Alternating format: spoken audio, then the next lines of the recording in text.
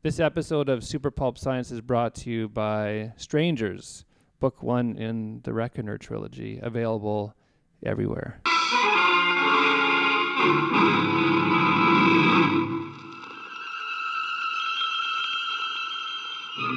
Attention, citizens. It's time for Super Pulp Science.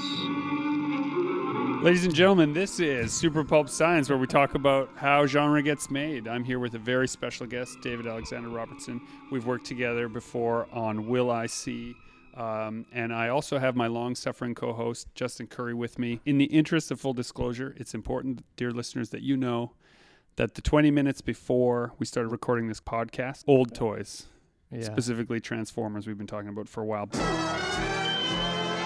They're making a Bumblebee standalone Transformers movie, and the tagline of it actually got me kind of excited. It's Bumblebee gets like hurt and damaged and hides in this small town, and then at the end Decepticons come from her or something like that. Right. And just that like little elevator pitch kind of got me excited about it. But who's involved in it? Yeah, I don't know. But just the one-liner of like... It is. Probably. So I don't mind Bumblebee. I don't mind the redesign and the look of them. It's fine. Like they have to make it look different, but it's just the some of those. I think the last bit, the second one. I didn't even mind the first one. The second one, when they introduced those really racist twin characters. That was during the writer's strike, right? Where they didn't have actual writers involved. But it doesn't seem like they have writers now. Like I don't even watch them anymore because they're just. There's no plot. There's no discernible It's a music arc. video. It's There terrible. is a plot. Robots are in disguise. I want to ask Dave, how many books do you have out? I can't keep track. Part of it is because graphic novels are a lot not easier to write, but they're quicker. You can write them faster. So the bulk of my work has been graphic novel scripts, and so I have probably about 20 of them that I've written and that have been published. And then I think Strangers, which is my young adult novel, it was my 25th, and that was my newest. So I think there's been 25 books that have come out. Okay, so what was your first book? So my first, and I learned a lot from this one, but my first book was a graphic novel, and it was called The Life of Hamel Osborne, and that was back in 2000, I think the tail end of 2008 or 9, and that was one that I was contracted to do kind of through like the Hamel Osborne Memorial Foundation, because they'd wanted me to do writing about Hamel Osborne and just do some lesson plans and that sort of thing for the foundation. And I pitched the idea of doing a graphic novel to them. And as I think less now, but at the time then it was more so, where they were like, graphic novels, like you can't do something serious in a comic format.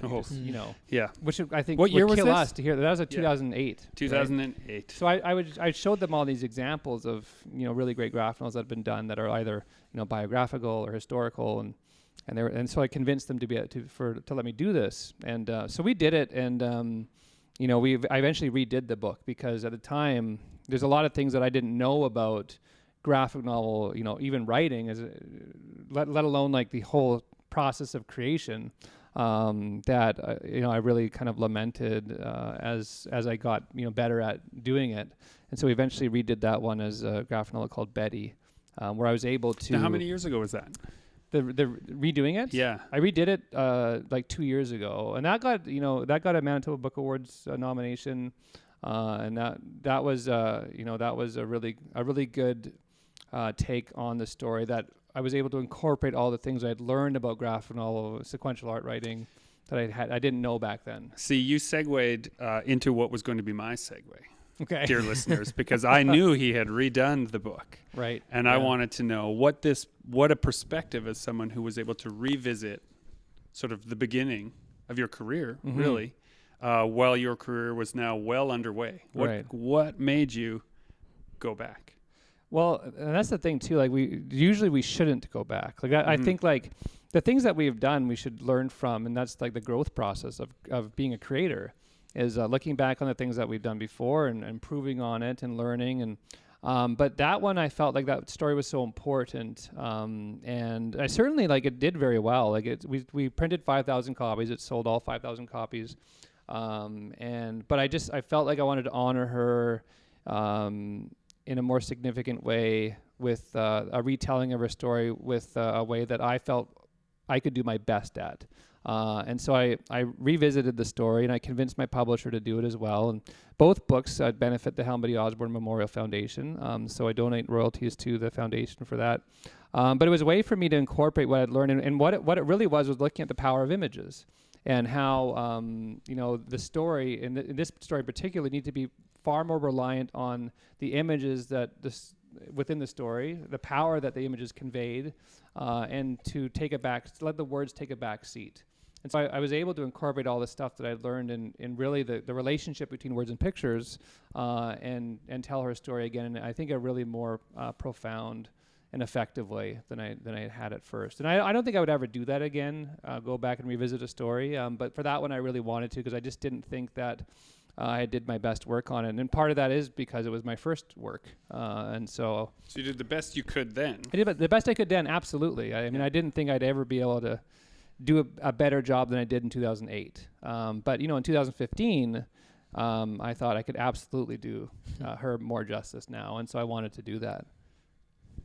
Interesting. Well, it's multi-layered to me, because it's not just a creative person looking at their own creative output and saying, I can improve upon this, and then just apply it to their new project. It's you saying, here's a person and a personal story that I can now use my stronger voice to tell more people about something maybe they missed the first time around.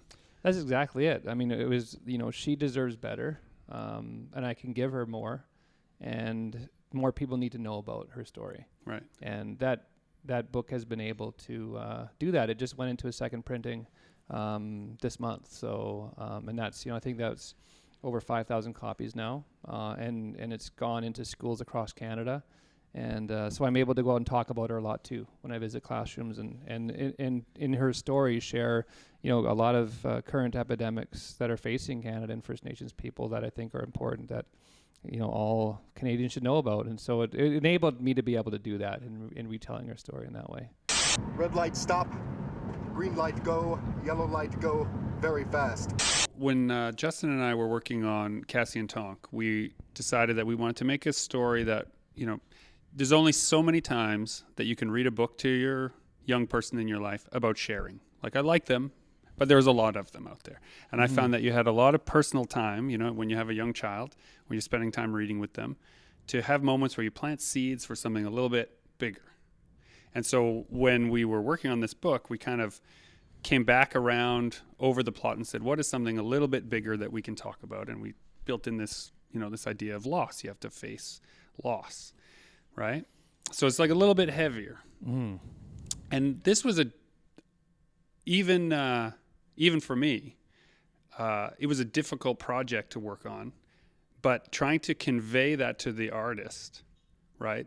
That I just need him to do his thing, and then I'm going to bring that sadness on top. How do you do that?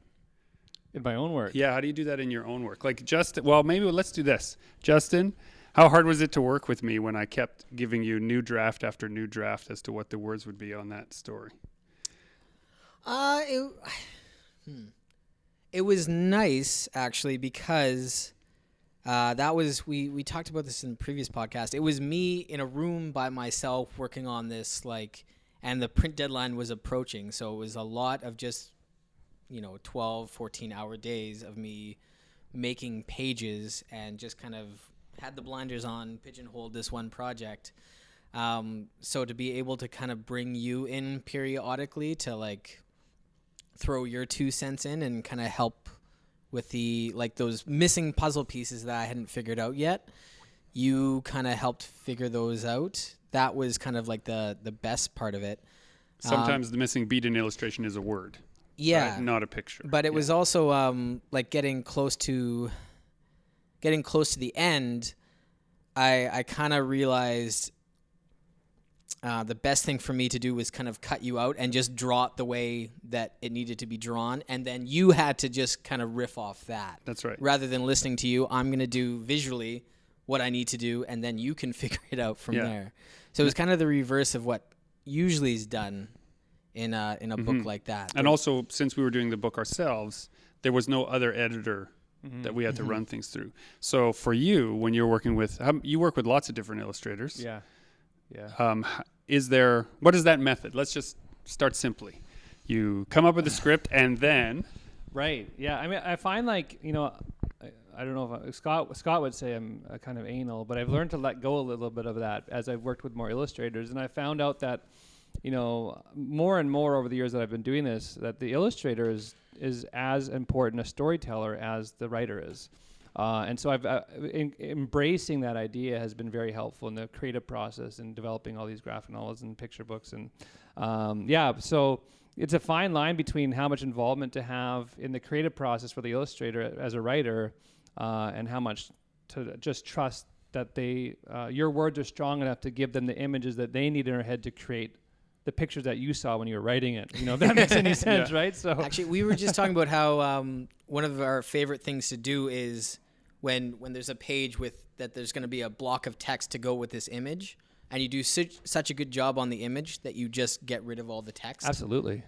I love when that happens. When you think you're going to need words to back it up, but you do a good job on the illustration, you don't need those words. And I found that with, like, you know, a lot of the books I've done, even with Betty, like there were a couple pages in that book where originally there was, you know, not a heavy amount of words, but there was definitely some narrative in the captions, and dialogue. And then when I was looking at, you know, Scott's art, I was looking it over and I thought, yeah, you know, this does not need any words at all. And so we just cut them all out. And in the end, with that book, I actually took out all the captions. So there's actually no narrative at all in that. It's all the words so are the narrative. No exposition. The pictures are the narrative. Right. There's no exposition at all. Yeah. So the only thing there is are timestamps. And so it's all dialogue and pictures, and there's no exposition. So, and that was a product of seeing the work and being like, yeah, this actually needs the pictures are the narrative, are really the expository work here. They do the work there. So, and I find that's a really cool thing about the process of working with an illustrator is now I can let go of words, which is, you know, really interesting for a writer. It's difficult for a writer to be able to do is understanding the power of images and then looking at a work and saying, yeah, my words just aren't really needed here. So, you know, for that book, someone might look at it and say, like, what work did Dave do here? Because there's actually, there's no words. So what did he do? So the behind the scenes work is what I find is really important. So the creative process for me is, especially for a graphic novel, like I'll do a really detailed script usually, where, you know, a 30-page comic might be. Well, yeah, well, yeah, I think, yeah. So you did your own thing with Will I See too, which is part of that process as well, where you had very strong visions for, and hopefully some of that was like elicited from the script. Yeah, all of it. You know, that you kind of, you know, a lot of that. If you looked at the script in the comic, you'd say like these guys weren't driving very well together. But the thing is that the script when you got it, it gave you that kind of the story in images that you saw, and then that came together really, really well. And I think there's very low word count in that book also. Yeah. And that's the thing that writers I think feel like, and I've been able to let go of is the word thing. So as much as I'll do a very detailed script, and then sometimes it's very heavy on expository writing and dialogue, but I give that to the illustrator after minimal editing. And the process for me is really as those pictures start to come in, I will then relook at my script. I will ask the questions of myself, as I do with like a novel too. With no pictures, I'll say, how important are these words to the story, and what are the images doing that my words aren't needed for anymore? And then I'll kind of go back and I'll usually shave, and that's what I found I've been able to do a lot of is that shaving process of like, you know. Once I have to see the pictures, I just don't need these words anymore. Right. You know, and so my words are less than the images are more, which is how it should be, I think, in that sort of literature is, you know, it's far more image heavy, and it should be. Have you ever worked with somebody where that wasn't the case, Greg? Like, I don't have any. I've much less experience with stuff like where the writer doesn't give you very much on purpose. Well, I guess they hold on to that word count, right? Like I need to have my stamp on this. We need all that word. Doesn't matter that you did a good job with the images. We need to share the page. Thing. Yes, I mean, I guess I have had that, but it wasn't from a place of ego. At least that's not how I felt it. I feel like for me initially it was an ego thing. Like Yeah. I'm just saying that I don't want to like put that on other writers, but I feel like for me originally I was like, hey, like this is my project. Yeah. You know, like this is my story. Well, when I you worked know? on Underworld with Laverne Kaczynski, the script, there was a lot more visual freedom than maybe people think about in that book, because there's lots of exposition. But the exposition, the book itself, the images were kind of a puzzle. You would transfer back and forth between reality and sort of a dream fiction, and maybe the dream was the reality and the other thing was fiction. And so the grounding part was the exposition. Right. And so I knew that there was no way to sort of draw around those things. I had to just do, in some instances, what I was told to hold the story together. So it didn't feel like someone was saying like, oh, well, we can't cut that. It was for clarity. It was like, if we cut that, no one will know what the heck is going on. Yeah. So I've never been in a position where someone just said, no, that phrase is staying. But I've been that guy, right? I've been that person to say, no, here's my deal breaker. This is the phrase that I need here. But that's the question too, is when you're looking at that and saying, these words are needed to tie these threads together. Then that's again the question that I go through, right? Is what work do the words do here? Right. If I can't answer that, then I say, okay, then You can snip probably it, cut them, right? yeah. But for Yeah. clarity, Jillian Horton and I worked on this book, Medicine, and she had this wonderful. She told me actually that this method she figured out is how her and her husband have arguments. So we applied it to our bookmaking, right? So it's very personal. It's a very it's time-consuming, emotional process to make a book. And she said, I just want you to rank it, right? If you're giving me 5 things that you want changed, I want you to tell me on a scale of 1 to 10 how stubborn you'll be about it, right? Mm-hmm. And I'll do the same thing about my changes, right? And then maybe we'll both agree that the 9s and 10s will leave, and the 1s and 2s we can probably just let go, right? And that way we'll only. And we didn't have a lot of time to finish the book. She's a practicing physician, so when someone's on a table, they need her more than I need her to correct some dialogue. And so it allowed us to work very quickly and passionately, and to say, okay, in all the changes that we need to make, these ones, I'd like them, but I'm not really emotionally invested in this change. But this one, this is a 10, right? This has to stay. And it became like a veto system where we didn't question each other's 9s or 10s. We just accepted them. We had conversations about the 5s to 7s, and the 1s and 3s we just let happen. Yeah. Yeah, I mean, it is like a marriage, right? It is. When you work with an illustrator on a project. Totally. Yeah, you find ways to communicate with each other, There is no spoon.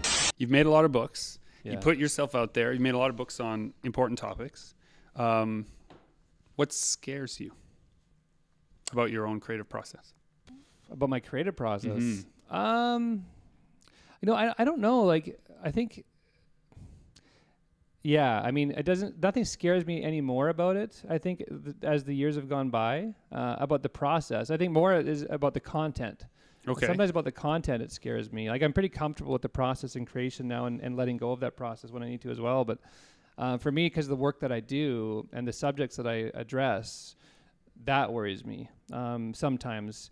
Because I think, for example, with When We Were Alone, which is my first kids book, it was about, residential school history for, kindergarten kids. So it's like, how the hell can you, and that's the question I got, was really like, how the hell can you teach residential school history to a 5-year-old? Like, is that even appropriate for you to be able to do that? Right. So then But it happened to 5-year-olds, so shouldn't we be able to talk about it? Well, absolutely. Right? And so then it becomes like this kind of balance of like experience, of the right sort of vetting process, the right sort of cultural and reviews, and so the fear, I guess, is there, but you kind of allay that fear through the process of, the process is different, I guess, between the creation process and the process of like consultation and storytelling and addressing the topics like that. So that's what I find, like, this whole debate that's happened over the last couple of years about cultural appropriation. I find like I go through the same process to avoid the mistakes that a lot of non-Indigenous writers make in writing Indigenous stories. So the fear for me is I was able to overcome that through going through the same process that I hope every writer goes through and tackling the subjects that I tackle. And that's making sure that you're doing the work appropriately, that you're reviewing with the right people, you're consulting with elders, with community representatives, with cultural and historical experts, and that's all the work that I need to do. In order to, and part of it is my own experience. So being a second generation survivor, and also having children that I've had the conversations with. And that experience comes into play as well. So yeah, for me, it's like, I'm writing about missing and murdered Indigenous women. I'm writing about residential school history. I'm writing about suicide. I'm writing about these things. And so how do I put that out in a good way? And so that's where my fears come from when I first think about a story and then I overcome that through going through that process. How much does your editor help you in finding that appropriate measure? I mean, they're part of the team, right? So the editors are like, helping with the storytelling process and the boring stuff like, grammar and syntax and all that stuff.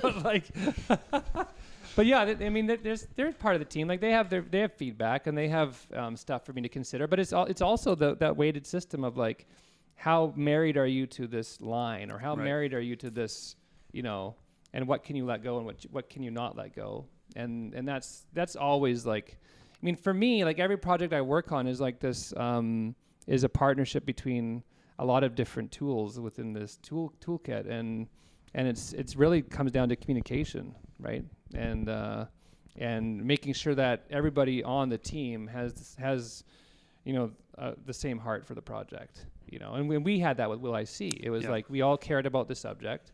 We all wanted the same thing from it, and it was a process. Now I remember going for dinner with you, and we were breaking it down, and I think we were going through the same conversation, right? It's here's your script. This is the vision that I have for it, and what do you really want in this, and what can you let go, and that to me it is all about communication and building a strong relationship with the people that are involved in the project that you're creating. Well, and I was doubly reflective in that process because, if you're creating a story with pictures that is primarily entertainment, right? It's just supposed to be a thrill-a-minute action-adventure story. There are different things to consider than if it is a story about missing and murdered Indigenous women and children. One, anyone can kind of have an opinion of that's as valid as anyone else's. And the other, I felt like perhaps my instincts and my knowledge are getting tangled. Like what I don't know about the project. Right? Like your instincts come from what you know partially and what you feel. And what I knew and felt about the actual issues was limited to my exposure to those issues. And then it was one of the first times where I second guessed my own artistic instincts because I wondered, are they lacking in this particular set of experiences? And, you were great because you were like, as long as people feel the same things, you boiled it down to what they're supposed to be feeling. Right. And if I felt uncomfortable, then that might come across in the work, and it's an uncomfortable topic, and so that's okay. And there's another layer for you as well, because you were, a white creator involved in a very sensitive subject, right? Yeah. That, I think, I don't know how that would have felt for you. More than once, an Indigenous person has asked me what gives me the right to have been a part of that project. Right. And what would your response be? I usually borrow your response, right? Yeah. Which is that, it's a human problem. Yeah. And, it's one that I, as a human being, feel strongly about and wish was different. Right. And we can only change things through our actions. And so the only actions I'm qualified to take as a writer and illustrator is to write or illustrate something to try and fix what I see. And so... And you had I think it's also important that you had the consultation process for you was like inherent in the creators of the book, right? Because you're working with Megan or Isque, and you're working with me, and so I think that itself is two good sources to to rely on to make sure that the work that you were doing was culturally appropriate. Right. Right. And then you run a risk, it's also a risk that I took, But So when we talk about reconciliation, and that's what that is, right? Is like, it's not only like, and as non-Indigenous people and Indigenous people, it's like, first of all, it's like, what do you know? Because the first thing there is like to learn and listen, right? You can't do anything before that. Like that's putting the cart before the horse. So it's like, and I talk about that across Canada, kids. It's like, first of all, the first thing you have to do before getting involved in any sort of action is to learn. And you can't get one without the other. Right. So learn first, and then once you have that knowledge, then ask yourself, okay, now what is my role, right? And what can I do in the process of reconciliation? So that's the action part, right? But you can't take action without. So that's what you did with Helen. Right, when you approached the book the second time, right? Absolutely. You figured out what you knew about comics. You knew how you felt about Helen Betty Osborne's story, right? Yeah. But once you knew how to make comics, then you could bring out another layer. Yeah, but the thing is too, like as a Cree writer, I mean, I write stories about Anishinaabe, I write stories about Dene people, and so we're not all like one. Yeah, it's not one group. We're not all Indigenous peoples aren't just like all the same, right? So if I'm going to write a story about an Anishinaabe character, I damn well better learn about that community and that people and that history before I even think about writing that story, right? So I could make the same mistakes as a lot of people make, right? And I make sure that I don't do that. But have you ever come close?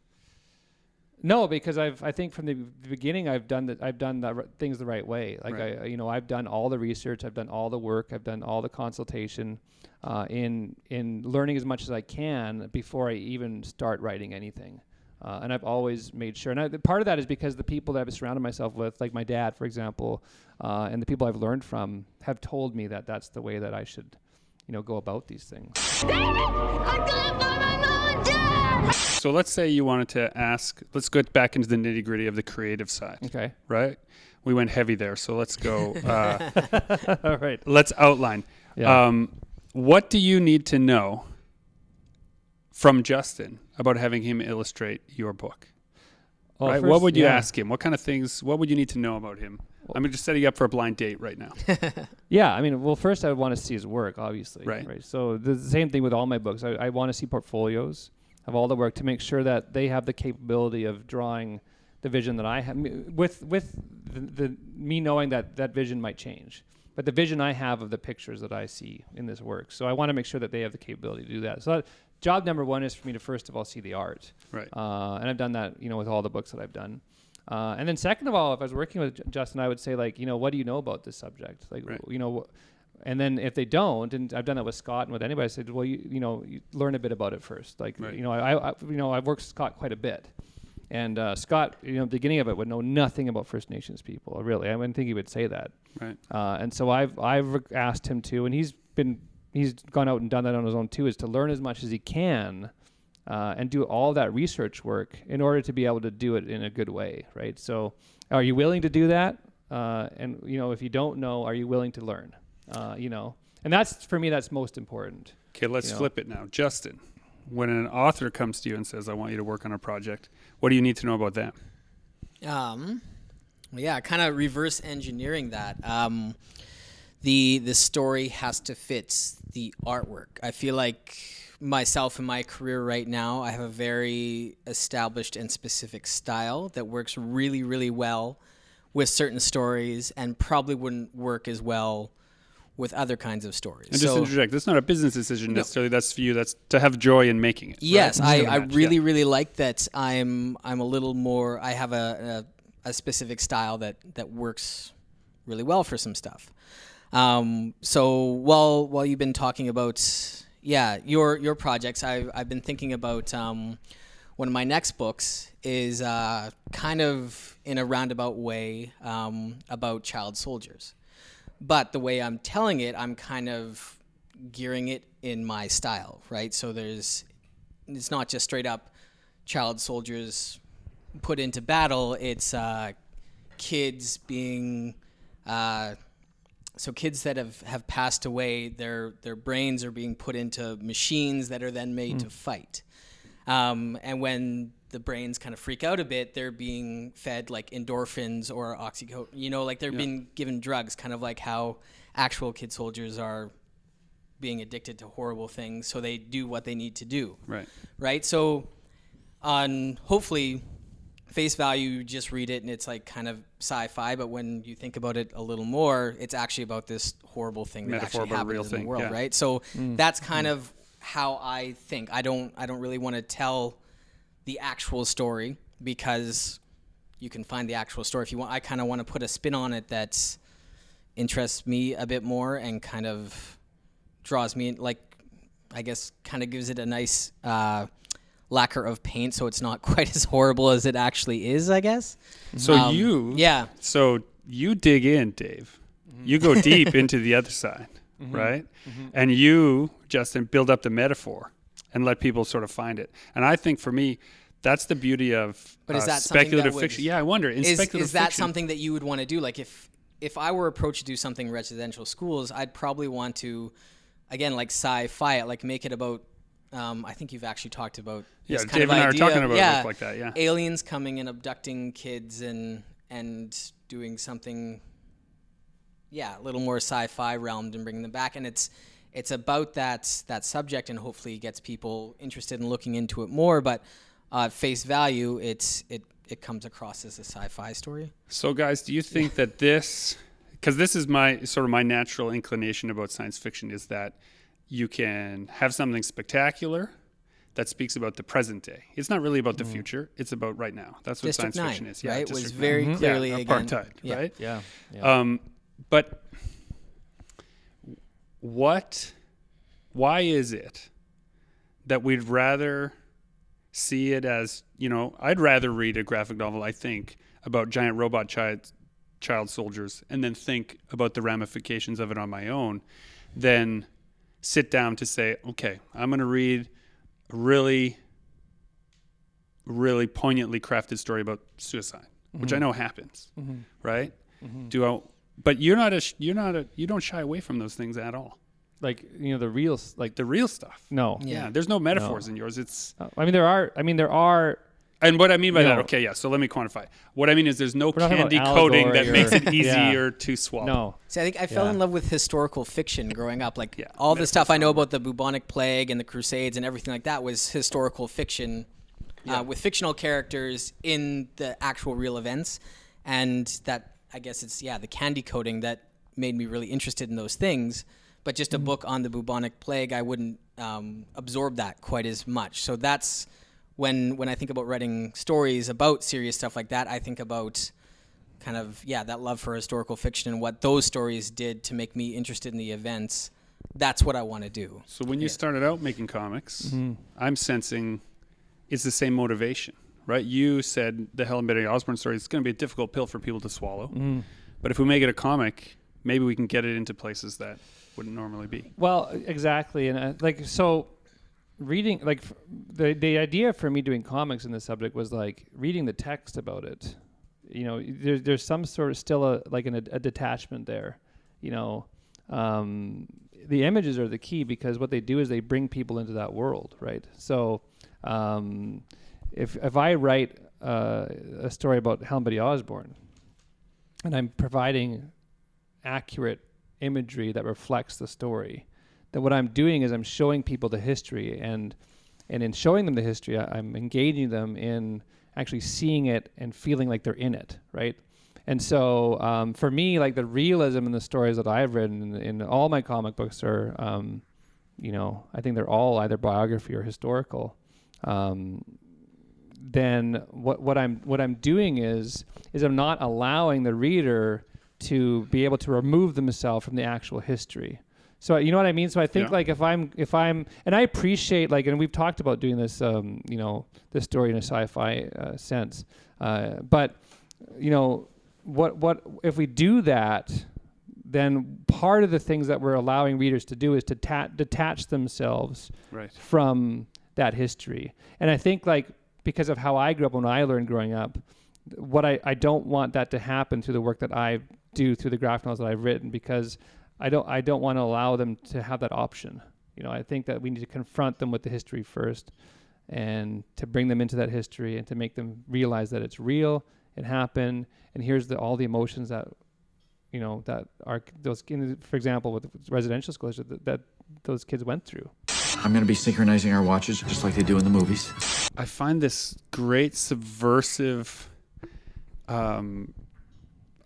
situation has grown around the fact that because you're doing comics, I see it, librarians, teachers, parents, they assume that because it's a comic, it's probably good for these kids to read. They instantly put it in that category. And then you have this capacity then, with the guards down, to show them some real serious parts of history. As long as it's age appropriate. Yes. Right? I still think about so this that, is right? Okay, so I was going to ask you that. Yeah. How then do you decide, knowing that, right, what goes into a comic? I think for me it's like, in terms of content, it's like, I have the experience of having, kids from all, I have kids from like age 14 to 3. So, I think when I write my books, I always think about, what would I be comfortable in my own kid learning at the age that they're at? And then I'm able to kind of, transfer that into the stories that I write for other kids as a parent and as a writer, right? And so in terms of content, I think a lot about what I talk about with my own kids and how I would talk about it with other kids, right? So that's that's the thought process that I go through when I'm creating this story. So when I write When We Were Alone, it's like, okay, how would I talk about this with my 5-year-old? Right. And then, and what do kids need to know to build a foundation of knowledge that they can then go forward with, so that, when they get to grade 8, then they're able to learn this through 7 Generations or Sugar Falls or, the other works that I've done for, older learners, right? Amazing. Okay, this has been Super Pulp Science. We've been here with my guest and co-collaborator, David Alexander Robertson and Justin Curry, and we are all telling you, whether the metaphor is thick or thin, you should join the fight and make comics.